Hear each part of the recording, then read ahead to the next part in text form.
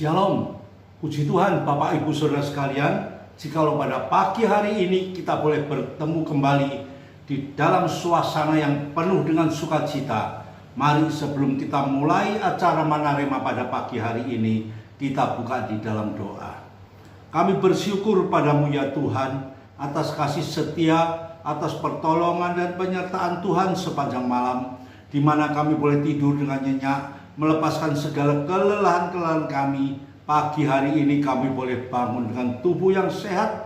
Sebelum kami memulai semua aktivitas kami, mari Tuhan bekali kami dengan kebenaran firman-Mu. Karena kami hanya tahu Tuhan, hanya Engkau-lah Tuhan yang mampu menolong, menyertai, dan melindungi kami. Terima kasih Bapa di surga, berfirmanlah pada kami pada pagi hari ini, dan kami siap untuk mendengar, menerima, dan melakukannya. Terima kasih Bapa di surga, di dalam nama Tuhan Yesus kami sudah berdoa dan mengucap syukur. Haleluya, amin. Puji Tuhan Bapak Ibu Saudara sekalian, jikalau pada pagi hari ini kita boleh kembali belajar tentang kebenaran firman Tuhan. Pagi hari ini judul renungan kita yaitu Tuhan sandaran hidupku. Inilah Bapak Ibu Saudara sekalian yang sudah terjadi di dalam setiap kehidupan kita orang percaya, bahwa Tuhan itu adalah sandaran kehidupan kita. Apapun yang terjadi dalam hidup kita, Tuhan tidak pernah tinggalkan kita. Tuhan selalu menyertai kita, menolong dan memberikan kelepasan bagi setiap masalah kita. Mari kita baca di dalam Amsal pasal yang ketiga ayat yang kelima sampai dengan yang ketujuh. Demikian bunyinya, percayalah kepada Tuhan dengan segenap hatimu, janganlah bersandar kepada pengertianmu sendiri. Akuilah Dia dalam segala lakumu, maka Ia akan meluruskan jalanmu. Janganlah engkau menganggap dirimu sendiri bijak, takutlah akan Tuhan dan jauhilah kejahatan. Inilah nasihat firman Tuhan yang indah pada pagi hari ini. Tuhan mengingatkan kepada kita, percayalah kepada Tuhan dengan segenap hatimu. Janganlah bersandar kepada pengertianmu sendiri. Seringkali Bapak Ibu Saudara sekalian, kita melaksanakan hidup ini hanya lewat pengertian kita. Kita melaksanakan hidup ini hanya lewat kepandaian dan kemampuan kita.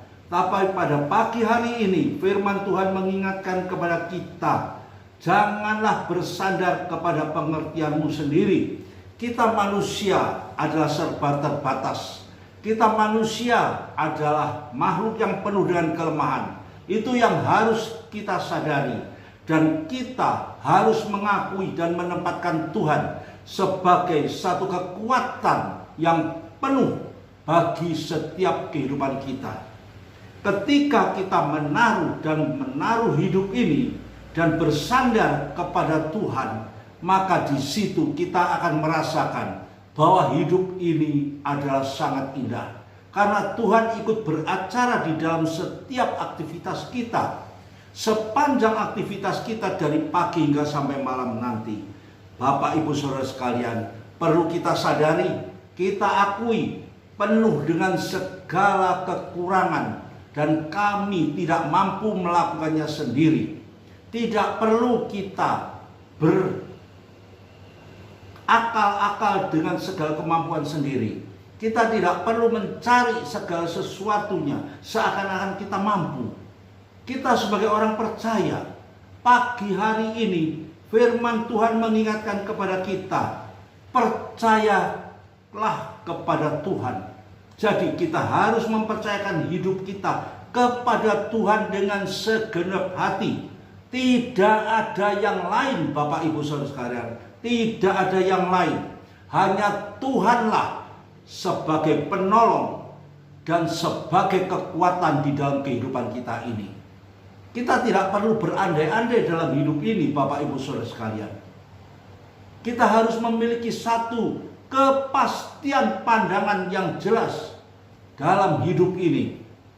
Dan kita harus belajar dan menaruh hidup kita ini senantiasa bersandar kepada Tuhan. Jangan bersandar kepada pengertianmu sendiri. Bapak Ibu Saudara sekalian, Tuhan selalu menyertai kita.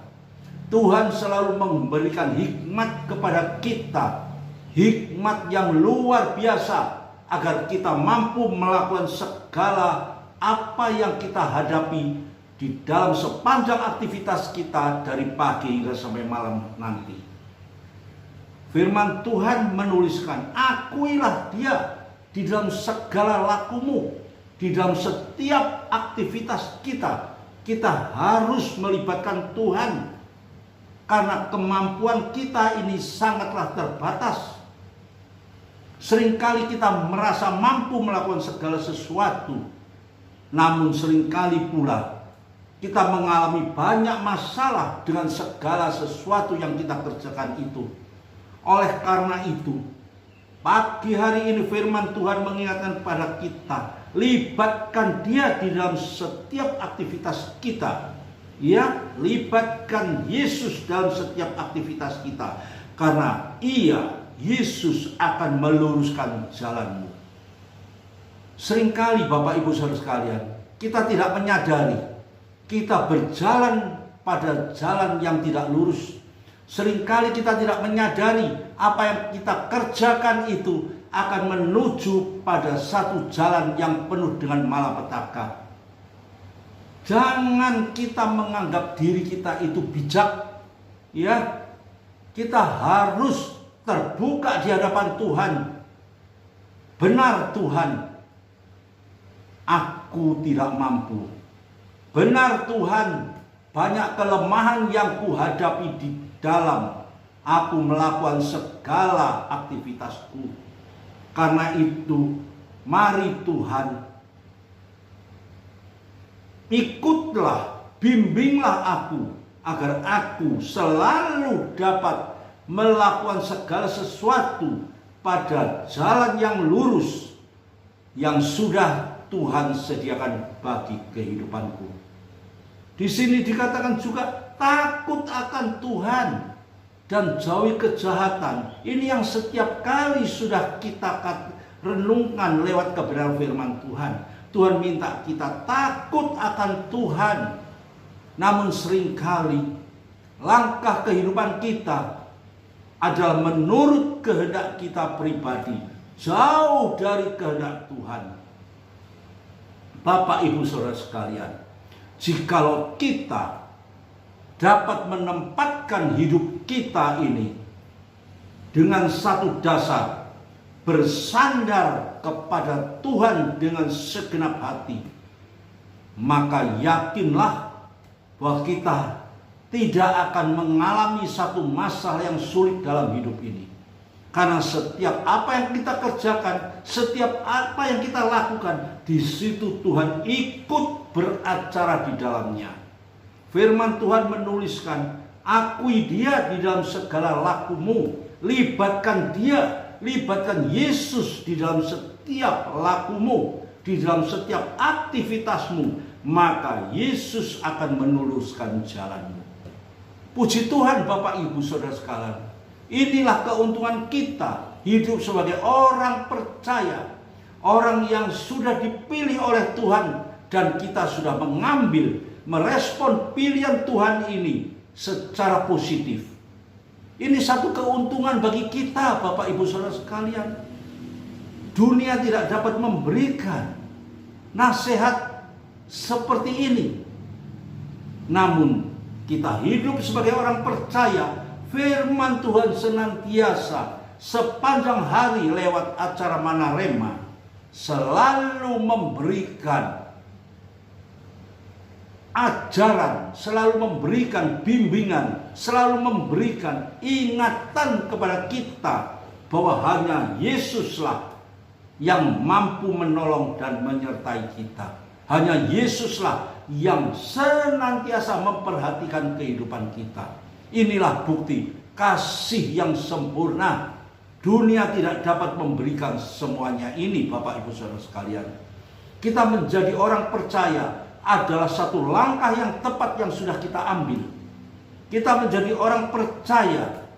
Ini adalah satu langkah yang sangat-sangat memberikan sukacita dan masa depan yang penuh dengan pengharapan bagi setiap kehidupan kita.